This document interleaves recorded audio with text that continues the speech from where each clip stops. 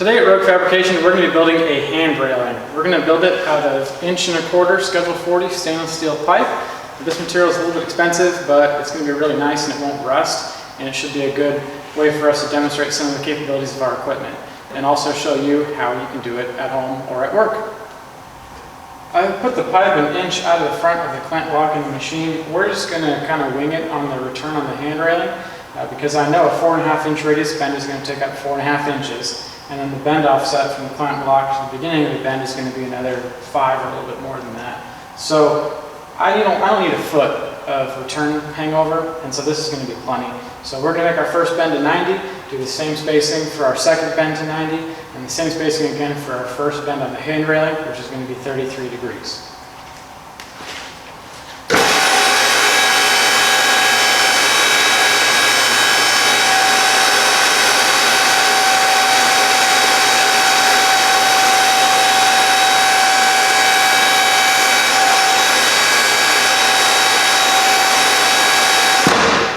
So I bent to 94. I'm going to check what my spring back is now.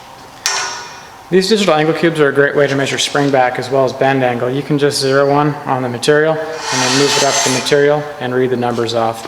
I don't know if you can read it with the backlight and the camera, but it reads a little bit over 89 degrees. So that's pretty close to 90. I'm not going to add any more to this bend, but on the next bend I'm probably going to overbend by 4.5 degrees instead of 4, because that'll bring us a lot closer to a true 90.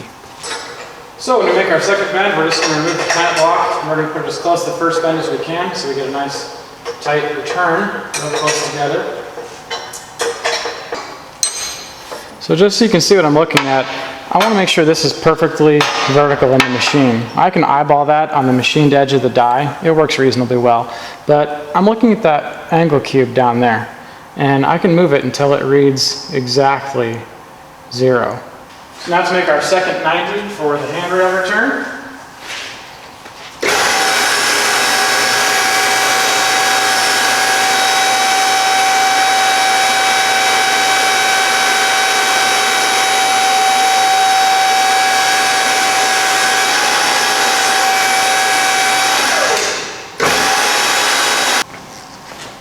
So we just bent to 94.5 gross, and you can check your angles, of course, with another cube.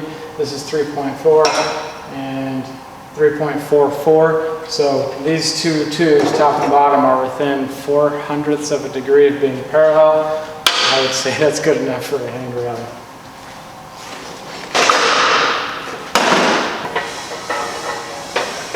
So to set our next bend, we're going to, of course, invert this, and I can still just look at that same clamp block, and it's going to read 0 again, even though it's upside down.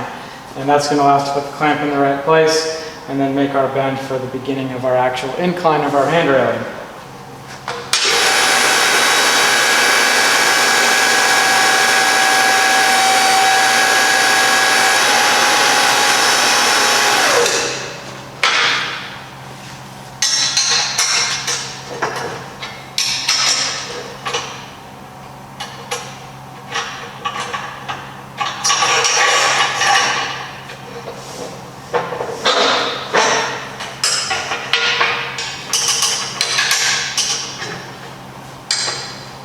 So this is our handrail return in the exact orientation it will be on our handrail, and then this is the bend that's going to start going up the flight of the stairs.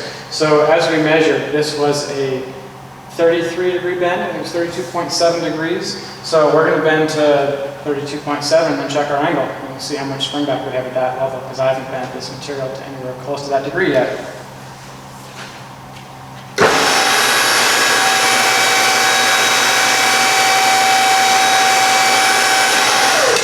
So there is 33 degrees.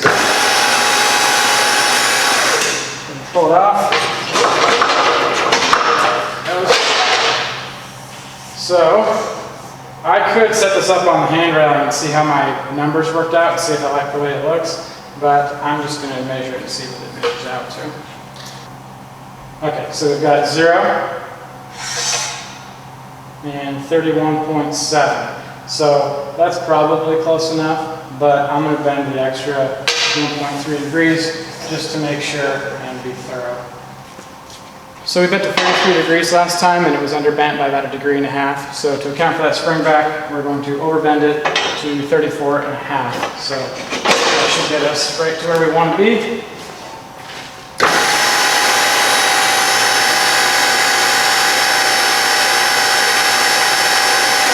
That's 34 and a half.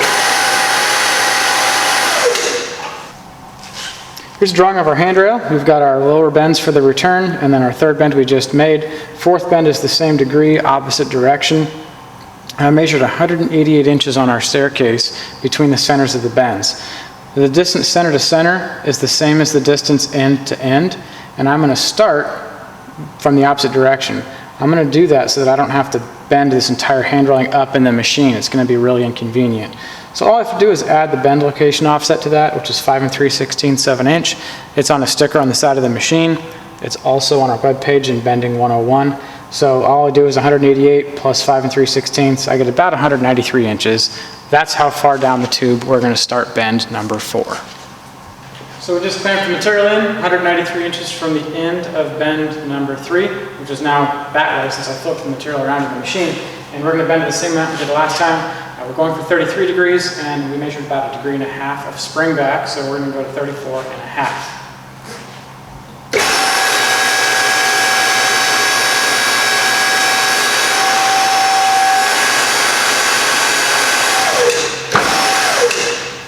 Our fourth bend is now done. It's at 33 degrees, and unfortunately the tubing is not long enough to allow us to make a fifth bend and terminate into the wall. We're just going to bend a 90 on another piece, and then we're just going to cut it off, weld it on here, blend it down smooth, and we'll terminate right into the wall.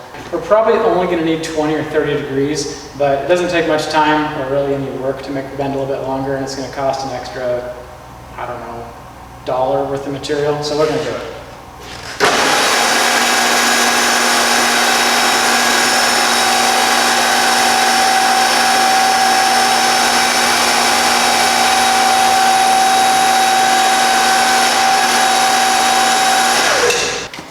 Local code says we have to have 1.5 inch gap for hand clearance between the rail and the wall. So we're just going to draw ourselves a little line on here. And we're going to bandsaw it right there.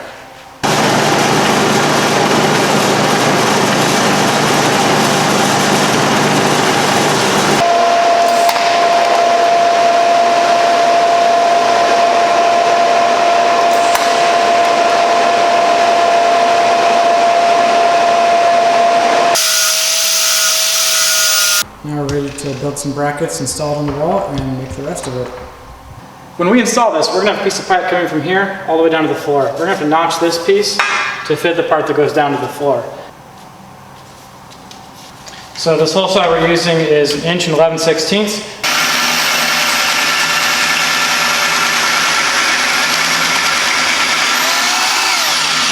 So just like always, if you're cutting something bigger than 1.5 inches in diameter, the hole saw will bottom out before it gets to the bottom. So we just have to knock that piece out with the grinder real quick.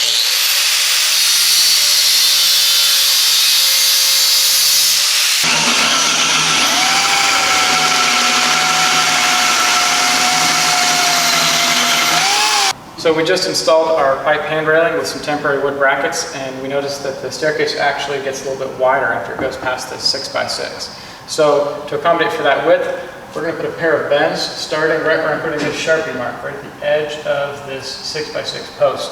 And we're going to just bend out and then back again to put it parallel with the staircase again.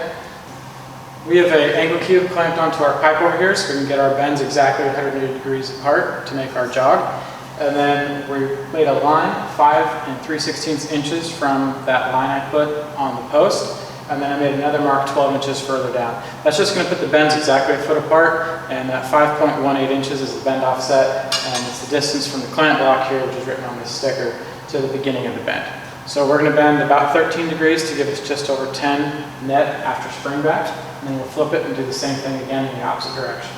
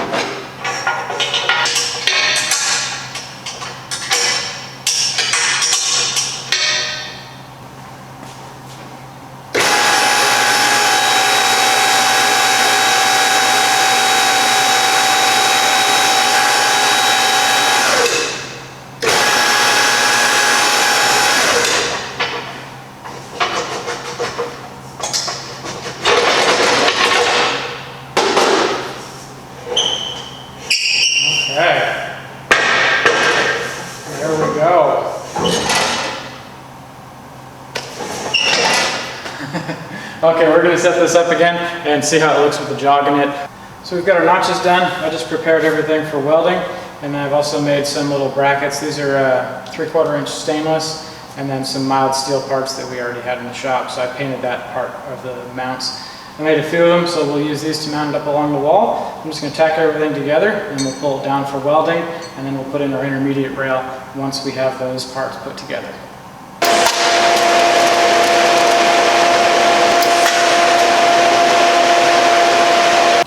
So this is the piece that we bent the 90 on that we cut the end off of and used for a return where the rail bends up and terminates into the wall upstairs. And we intentionally cut this piece long so we could use it for a mid-rail down here at the bottom of our staircase. So our plan is to notch the end of it to fit there, and then use a flange to mount it to this 6x6. So we're going to put it into the notcher, and we actually don't need to measure an angle here because we already know the staircase is really close to 33 degrees. And then move it to 33 degrees off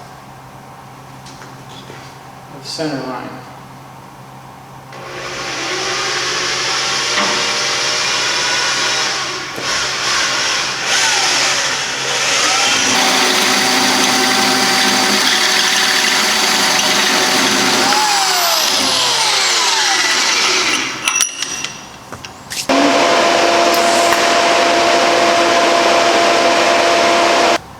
The last part of this handrail that we just made is the vertical supports for the middle of the span right here. So we notched these at 33 degrees, just like everything else that we had to notch to match the slope of our handrail.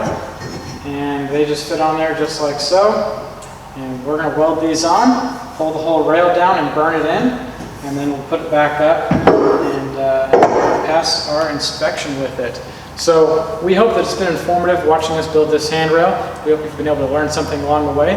If you do want to learn any more about tube bending or get access to free calculators or free tech information, roguefab.com has a slew of information, and it's all free and it's online, available 24/7. So visit us online, and of course follow us on social media and YouTube. And thank you so much for watching.